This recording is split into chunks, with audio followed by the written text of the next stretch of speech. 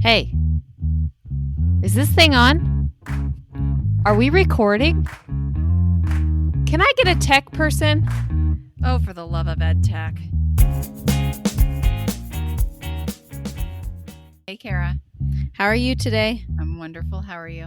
I'm doing well. I'm excited to hear who we are talking to today. Today we're talking to one of my favorite people in the world, Rachel Esterline. She's an intermediate STEAM teacher at Brookville in Ohio. Oh, cool. You know, I bet she's going to have some really neat experiences to talk to us about. Yeah, Rachel was a real trailblazer over at Brookville, getting started with a kind of a tinker table, makerspace in her classroom, and it's really evolved into something fantastic. So I can't wait to talk to her and for everyone to hear about her experience. I think she's got a really inspiring story. Oh, that's awesome. I can't wait either. All right, let's go talk to her. So welcome, Rachel. Thanks for hanging out with us this morning. Hey, thanks for having me. I'm excited. Good. And I know that your journey kind of to the STEM arena has been STEM and STEAM, right? STEM and STEAM, sorry. Can't forget Art. the art. Because that's part of the fun, right? So for those of you that are not familiar with STEM and STEAM, because there might be a couple people, right? So it's an acronym for science, technology, engineering, art, and math. Math. Don't forget that math. Math. That's right. Yeah. Math. So I know your journey has been kind of windy. So I'm just going to have you tell us a little bit about how you got to where you are. Okay. Well, it all started when I was teaching second grade. And I was getting ready to have our first kid. And my husband came to me and he was like, hey, I want you to read this book. I'm like, what? Okay, what is this about? So he handed me this book. It's called Making Makers, Kids, Tools, and the Future of Innovation, because we're kind of already makers in our household. And so he thought this could be a good resource for, not only for us as a family, but also for my classroom. So I read it and I was completely inspired. I'm like, okay, I'm going to try and create a makerspace within my room. And my husband was like, are you sure you want to do that? That sounds kind of complicated. I'm like, I think I can do it. So I started the table. It literally was just like an 8-foot table with some lighting and some plugs and just some throwaway items, recycled items, popsicle sticks, things like that. And I used it to reinforce learning with my students, and they loved it, and I enjoyed it. And my first year was clunky, as anything is when you first start something. But I didn't have a whole lot of technology at that point. But the students made progress. I thought that it really worked to help reinforce concepts that we were doing in science and math and even in ELA. So I kept up with it the following year, started to integrate some technology. So I actually went to Corinne's Makey PD. So that really kind of set me. That's where we first met. Yes. Yes, our first meeting. And so I fell in love with the Makey and started integrating it into the Makerspace. And I was already doing coding in my classroom at that point. And then I was introduced to Scratch at the same point with Makey. So I kind of started leaning in towards Scratch and incorporating the block coding and the Makey to create projects within the Makerspace for students. So that was kind of the beginning of that, adding technology. And then I started adding Legos and things like that, and so on and so forth, and started doing more PD in the STEM world, and eventually started teaching 3rd grade and then 4th grade until here recently. I actually have my title that I have now. So I'm the STEAM teacher for grades 4 through 8. Super excited because COVID kind of made things a little hard on the STEAM realm. Yeah. It was super hard. So I didn't really get to give it its full what I wanted it to be. So I'm really excited for this year. So that's kind of my journey. That's how it all kind of started. And here I am talking to you. Yeah. Yay. And you talked about your table. Yes. Was that your tinker table? That was my tinker table. Sorry. I Yes. thought that name was adorable. Yes. Thanks. Yeah. So when you say you're starting a makerspace, Mhm. people get overwhelmed by that. Oh, yeah. They're like, oh my gosh, well, I don't have a 3D printer and a laser cutter and all these things, but you were really just giving them things to tinker with Yes, exactly. to get started. Just easy, little, cheap, Yeah. cheap Cheap stuff. the word. And things that I already had laying around. So yeah, so I get two reactions when I talk about I do makerspace in my classroom. The first one is, oh my gosh, it's so overwhelming and I have no space for that. And then the second one is, what in the world are you talking about? So they either have an idea or they don't at all. And they're like, what are you talking about? So yeah, so with my tinker table, basically it was, like I said, just an 8x8 table, 8-foot table. And I had bins with like cotton swabs and popsicle stick straws, things like that, rubber bands, different various types of tape, construction paper, just things that kids naturally, when they look at them, they're like, oh, I want to touch them. I want to manipulate them. I want to do stuff with them. And that's just how I got started. Right. Some people say, well, I don't have the space for that. Well, I get that. So a lot of times I'll say, do you have a cart or do you have even little bins? And then essentially what happens is right. your classroom becomes that space. So you don't actually have to carve out a piece of workspace for kids. You can actually just have them take things to their desk and cooperatively learn with each other without, taking up too much room in your classroom. So I know too, I've heard, some discussion with the whole maker concept in the fact that like it's wasteful or it doesn't have like what's the real purpose of it. People think the materials are being wasted. Well, that or like they say, well, the times I've seen it, it just looks like kids are just using all the tape and they're just like making junk that either gets thrown in the trash or they take it home. Play is so underrated. We've had such a focus on academics. Yeah, Rachel, I'd love to hear what you have to say about that. Yes, absolutely. Yeah, because you can't just have a space for just having a space. And like you said, like people who are from looking in on the outside can sometimes look at things and say, hey, that looks so wasteful. What are they actually doing? What are they actually accomplishing? Is there any real learning going on? So how I used it was, yes, I used it to help reinforce concepts in the classroom that I had already taught and I'm already hitting standards. So what it is I initially teach it. I may do that in small group or in a whole group or both. And then I did centers. I did a lot of centers in my classroom. So what I would do is I would teach a concept and then the makerspace would be an actual center where, let's say we're working on measurement. So I would give them, you have to build, like I'd give them a challenge. So build a bridge that's at least 7.5 inches tall or 6 3/4 or something that I have already taught them how to do. I would put that in the makerspace as a challenge for them so that I am hitting standards. The other thing that I would do is, you always have those early finishers, right? So I would have what's called STEM sticks. So these are also concepts that they've already learned and I'm reinforcing learning with them, and they would pull a stick, whatever that challenge was, they've already been introduced to that concept. So then they're now applying that to whatever they're making at the moment.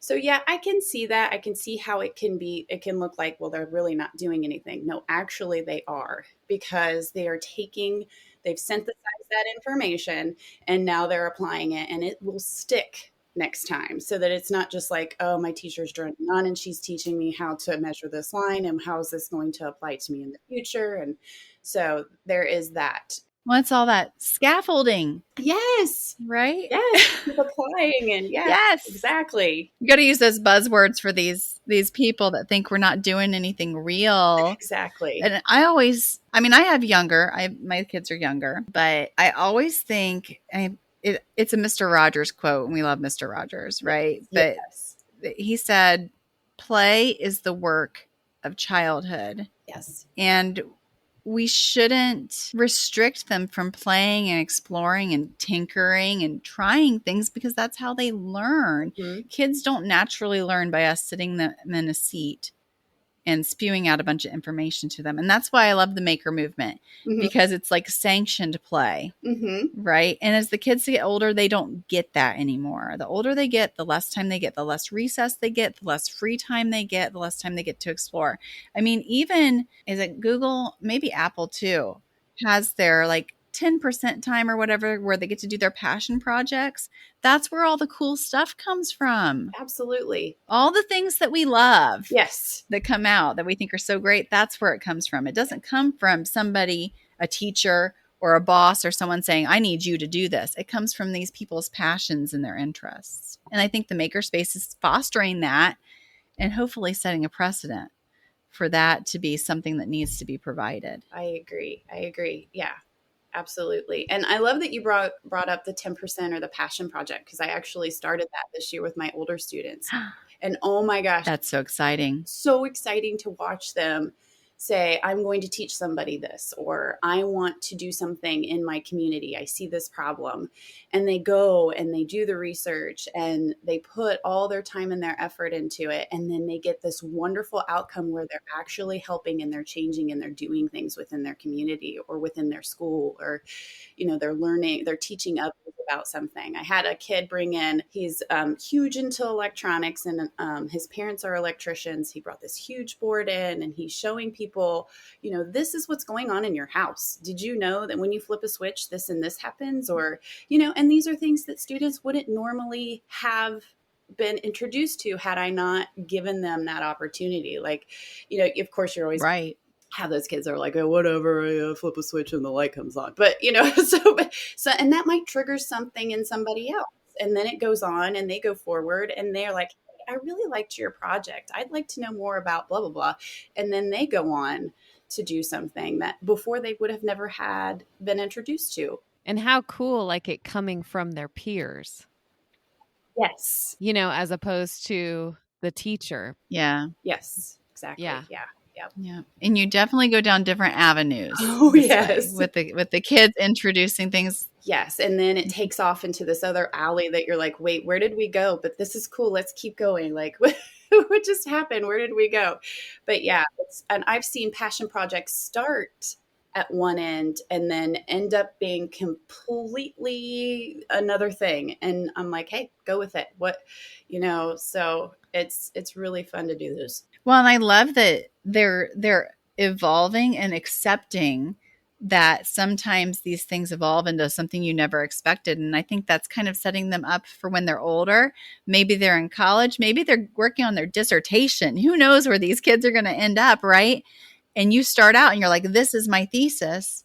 And where you start and where you end, completely unpredictable. And that's life too, right? I think sometimes we forget in schools that this is real life. We need to set them up for success. And success is not measured by, do I have the right answer?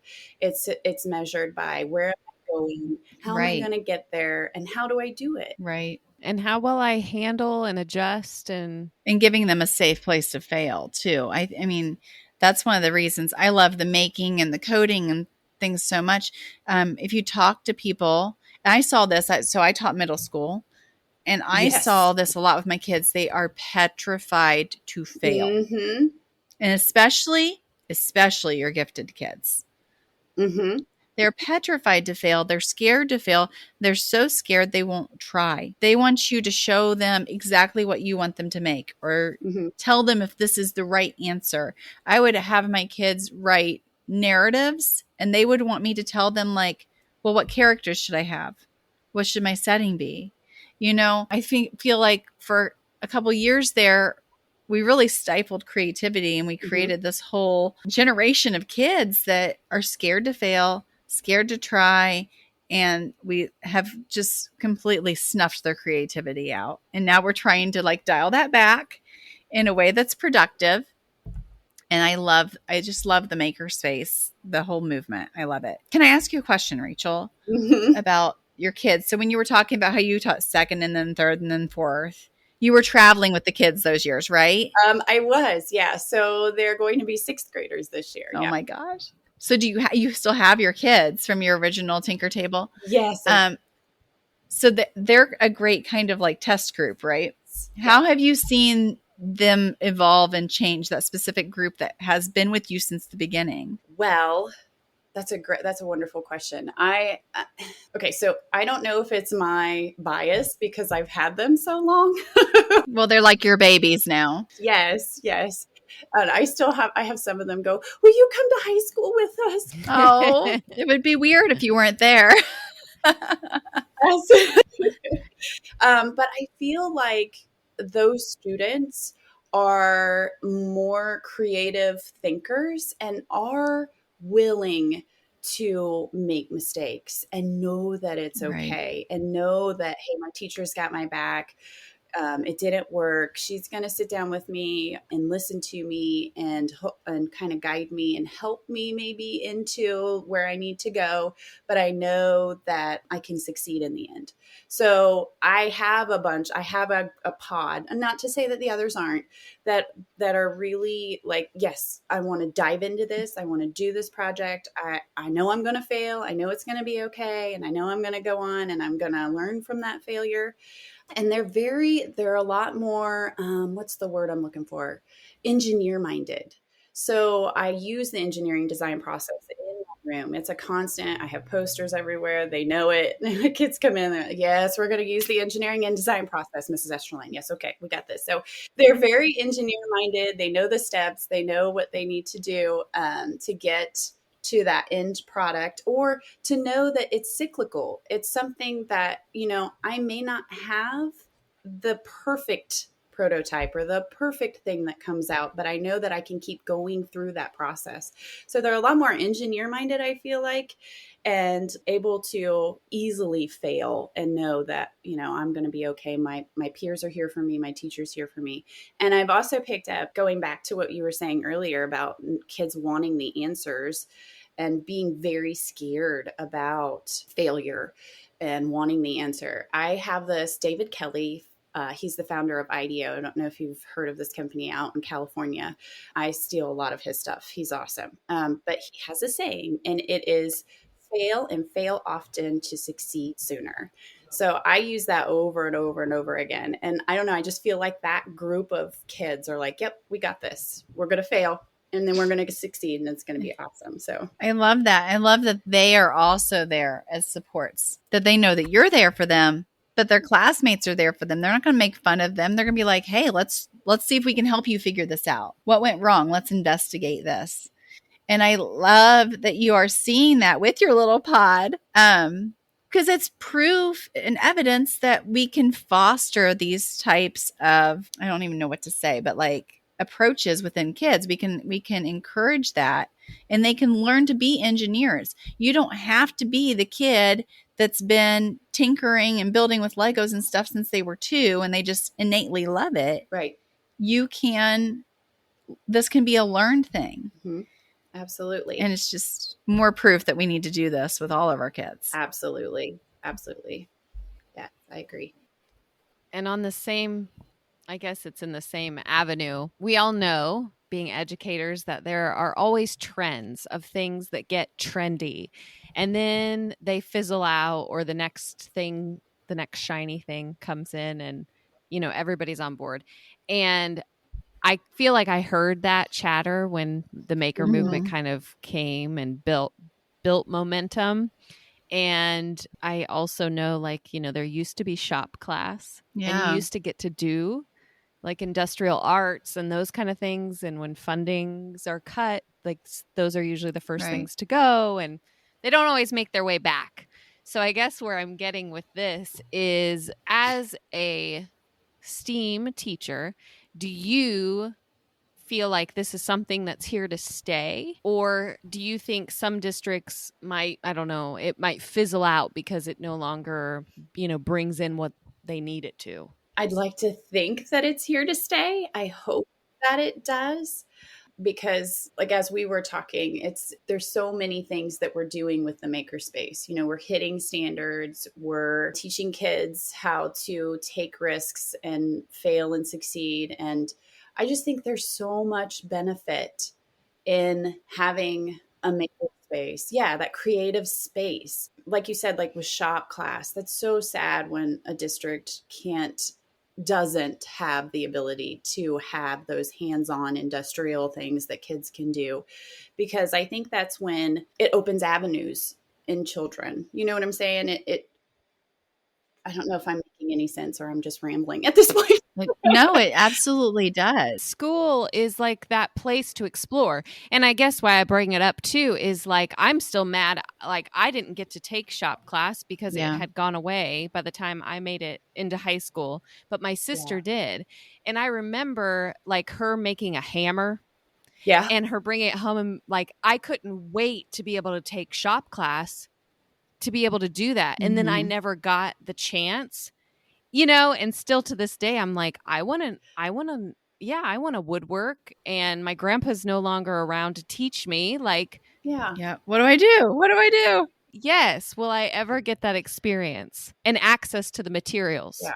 Right, right. Yeah, because that's the other thing. That's the big point. And the big piece is some kids they will never see a 3D printer, you know, or they Right. won't ever have that experience of their hands on a piece of wood and measuring it out a couple times before they're cutting it and knowing what that precision takes. And, you know, and I think we're doing a disservice to children when we take those things Mhm. away.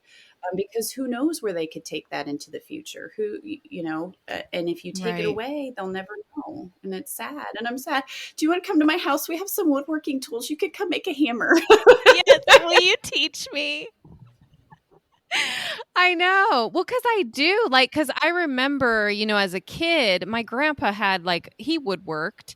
And so he had a shop and we would make, like, little things. But I mean, I was little. So I wasn't, like, really using the Right. saws or, you know, I was more like, okay, I did get to burn wood, like, you know, Wood with burning. the Yeah. whatever you call, yeah, wood burning Very tool.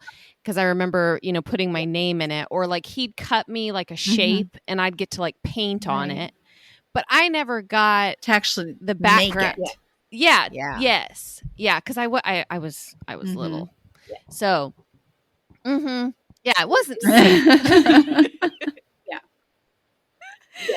But I remember that experience and, you know, just wanting to expand on it, but also having I mean, I have a chop saw, but I'm like, other than that, I wouldn't really even know what to invest in so that I could do some of the thing. You know, you need the teacher. Right. You need guidance. So I really hope it is one of those movements that hangs around, because I think that's what I like the most about it is people automatically assume that the ones that are going to be good at it are those kids that are like top of the class, whatever.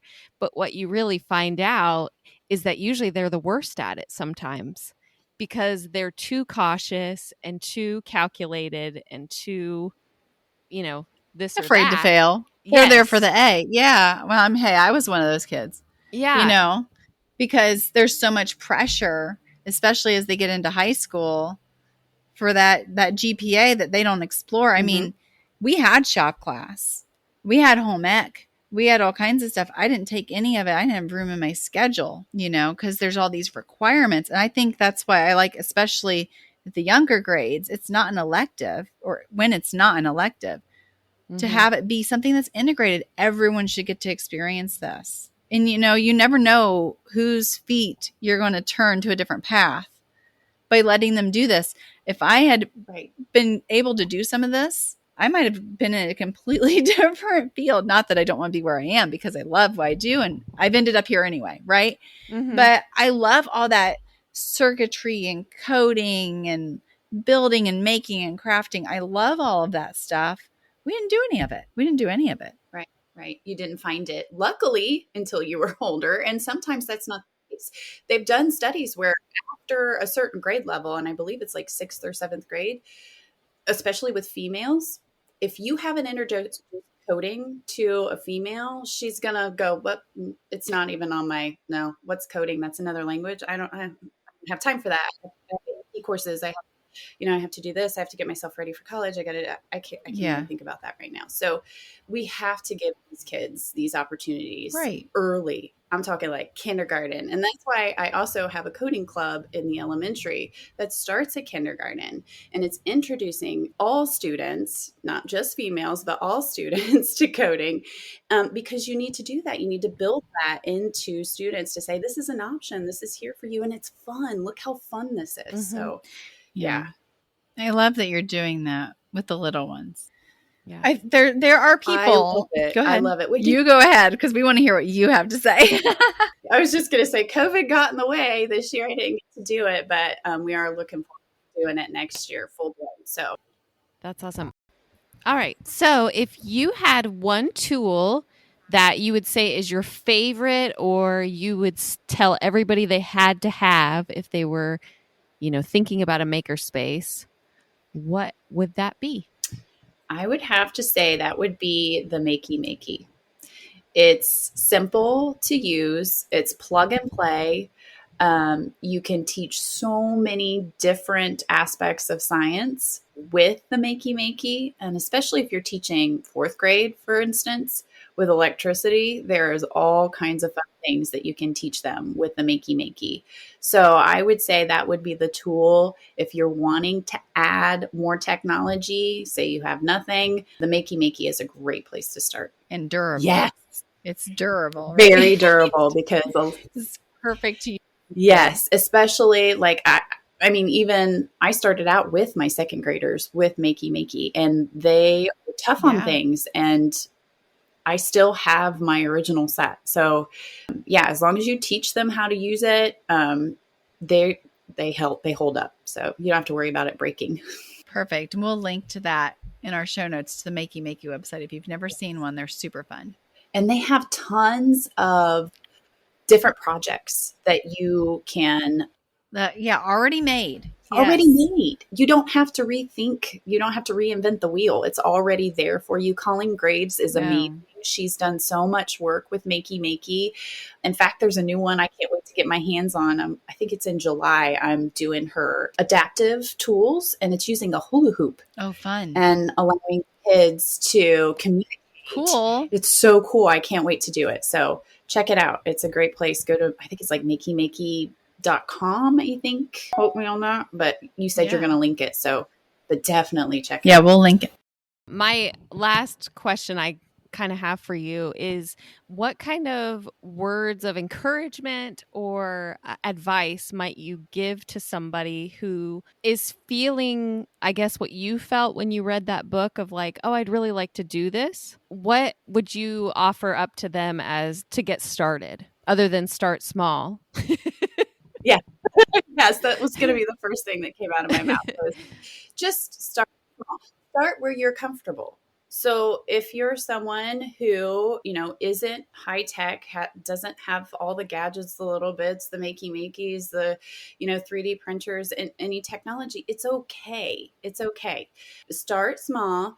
If you have a little teeny tiny table, make a little space if you have it. If you don't, like I said, start with a cart. Just make things available. One thing that all teachers know this, but managing things, right? So teachers are probably like, yeah, well, how am I going to manage this? They're just going to go over there and they're going to waste, right? They're going to waste all the tape. They're going to, and it's going to get thrown away and da da da da da. Managing it is a huge piece of it. So I would have sign-in sheets. So if it wasn't part of a center, so obviously you can control things in a center atmosphere because you can walk over to that table and say, okay, so and so, we need to make sure that this is put away properly so the next person that comes in to use it has the same experience you did and it's nice and neat and clean. But if you have it set up to where, like I would with my early finishers, they had a sign-in sheet. So and so, they write their name. I'm in, and then they would work, and then they would clean up, and then they would sign. I have cleaned up. They would put their little name next to I cleaned up, so that I could go back and say, oh, maybe we forgot to do this. Let's come back and make sure that this is cleaned up. So start small. Make it part of your routines, make it part of, make sure you manage it really well so that you don't have that giant mess going on. And just take PD. If it's something that you're feeling like this is something I want to do, it's out there, it's available to you.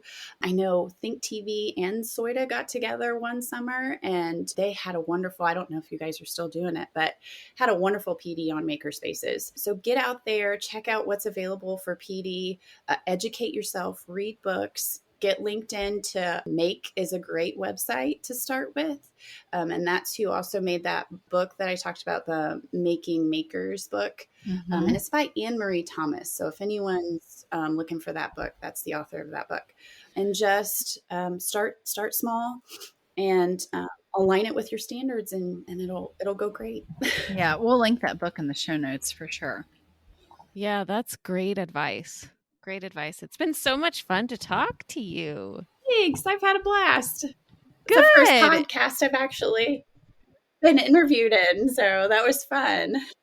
Good. Yeah. Well, it's fun to hear your story because I've met you a few times. I think OETC, which is our state educational technology conference for anyone that's never been there. If you're in Ohio or even if you're in Indiana or Michigan or Kentucky or wherever that's close enough to drive, that's a fun one to come to. Come see us. Yes. And that's a great place too, to pick up tips and tricks and things. And yeah. And networking is a big part of growing as a maker too, right? Absolutely. Yes, absolutely. The more PD you do, the more things that you go out to, the more people you're introduced to, the more things you can bounce off people and doors open and it can take you all kinds of great places. So just like the kids are not alone in the makerspace, you are not alone in your makerspace either. There's just teachers love to share, but teachers who are makers, it's like amplified. It's like, we want to talk about this and we want to know what you're doing and see if I can do that. And do I have a solution for you? So never be afraid to reach out. There's great online communities. And then there's all these networking opportunities. And also you kind of started by yourself, right? I started kind of in a vacuum. Everybody was looking at me like, what are you doing in your room?